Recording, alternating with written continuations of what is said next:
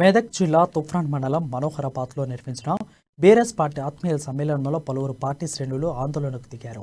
సభాస్థలిపైకి దూసుకెళ్లారు. దీంతో పోలీసులు రంగప్రవేశం చేసి సముదాయించారు. తాము మైక్లో మాట్లాడుతామని, తమ సమస్యలు సభకు వచ్చిన వారందరికీ తెలుపుతామని నాయకుల చేతి నుంచి మైక్ లాక్కున్నారు. తెలంగాణ ఉద్యమకారులు పార్టీ కార్యకర్తలకు సరైన గుర్తింపు లభించడం లేదని ఆవేదన వ్యక్తం చేశారు.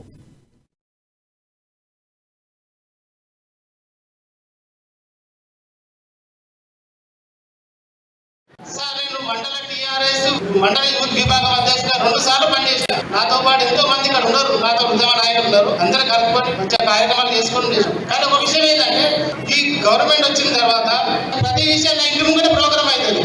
నా ఇంటి ముంగనే సార్ నా తెలంగాణ విగ్రహం ప్రోగ్రామ్ అయితే నాకు చెప్పకుండా ప్రోగ్రామ్ చేస్తాను. నాకు ఒక అవమానం. నాకు అవమానం కాదు, ఆ ఉద్యమ నాయకుల అవమానం ఇది.